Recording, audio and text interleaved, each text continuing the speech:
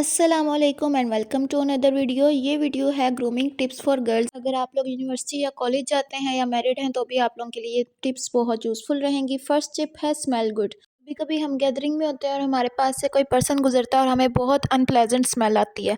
अब पूरा मसला उनके साथ भी नहीं है, हो सकता है वो केयर करते हों, लेकिन कुछ लोगों के साथ हार्मोनल इश्यूज़ भी होते हैं। लेकिन हमने अपने तरफ से पूरी कोशिश करनी है कि जब हम बाहर जाएँ तो हमसे कोई अनप्लेजेंट स्मेल वगैरह ना आ रही हो।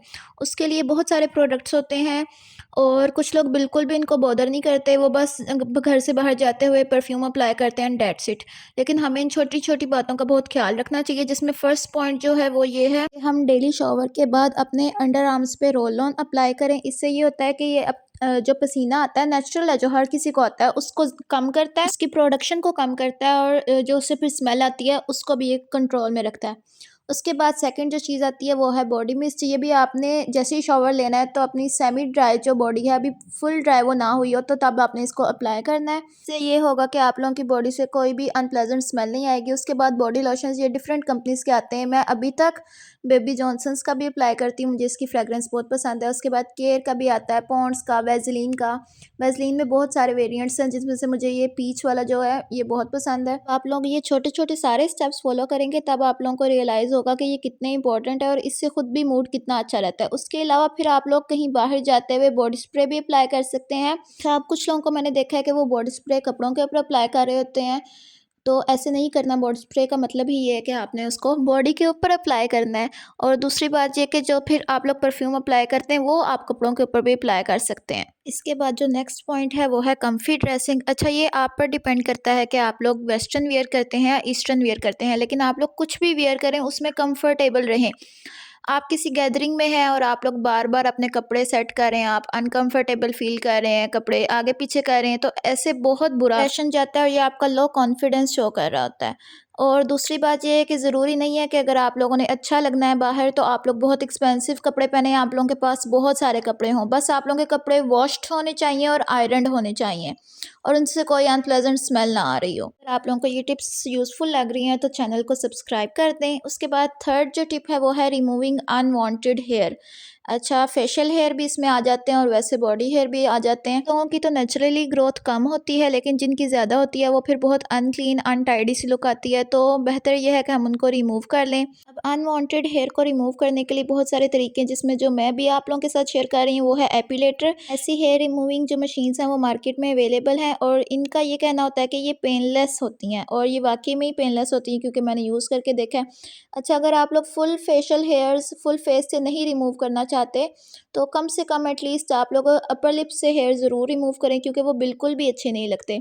हाँ, किसी किसी की आईब्रोज नेचुरली अच्छी होती हैं, वो ज़्यादा बुशी नहीं होती, तो वो उसको ऐसे ही रख सकते हैं। लेकिन अगर वो भी आप लोगों को अनक्लीन लुक दे रहा है तो आप उसको भी सेट करें, रिमूव करें, ठीक है। उसके बाद फेशियल हेयर को रिमूव करने के लिए आप थ्रेडिंग कर सकते हैं, आप वैक्सिंग कर सकते हैं, आप टिंकल रेजर्स यूज़ कर सकते हैं, वो भी काफ़ी अच्छा तरीका होता है। और ये सारी मिथ्स हैं कि टिंकल रेजर से बाल मोटे आते हैं, बाल ज़्यादा आते हैं। टिंकल रेजर इज़ सेफ़, वो आप यूज़ कर सकते हैं और आप लोगों की जो ग्रोथ है वो वैसी आएगी जो नेचुरली है। इन चीज़ों से फ़र्क नहीं पड़ेगा। ये जो मशीन मैं आप लोगों को दिखा रही हूँ ये 2 तरह की मैंने मंगवाई थी। पहले मंगवाई थी तो उसमें सेल डलता था और वो 2-3 बार यूज़ करने से ही सेल जो ख़त्म हो जाता था और फिर तो वो नया सेल डाल के भी नहीं चलती थी, वो वेस्ट हो गई। उसके बाद जो सेकंड वाली अब मंगवाई है उसके साथ चार्जिंग केबल है, तो ये फर्स्ट वाली से ज़्यादा अच्छा रिज़ल्ट दे रही है। अब अगर आप लोगों ने अपर लिप्स या आईब्रोज से हेयर रिमूव करने के लिए, फेशियल हेयर रिमूव करने के लिए कोई चीज़ यूज़ करनी है तो आप लोग ये वाली डिवाइस यूज़ कर सकते हैं।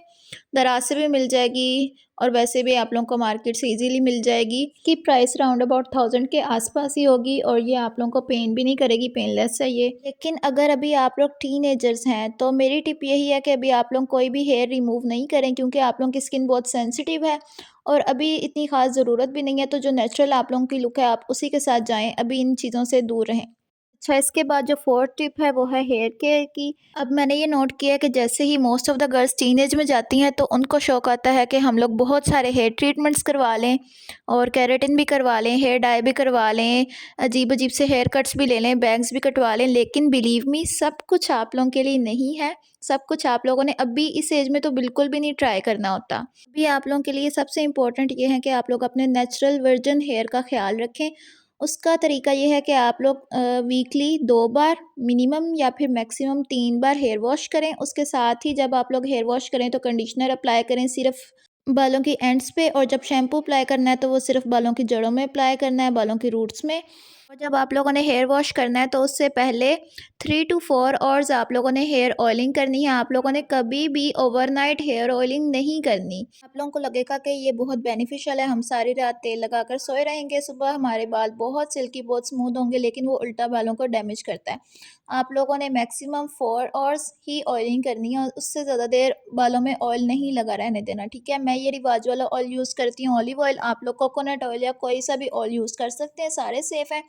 उसके अलावा मैंने एक चीज़ नोटिस की है कि गर्ल्स ने अपने बालों को हीट से स्टाइल कर कर के इतना डैमेज कर चुकी होती हैं, और फिर वो जो नेचुरल लुक आती है ना, वो बहुत बुरी आती है कि जब भी उन्होंने किसी इवेंट में जाना होता है वो फिर दोबारा स्ट्रेटनर निकाल कर बैठ जाती हैं कि इसके अलावा तो हम अपने नेचुरल बालों के साथ कहीं जा ही नहीं सकते।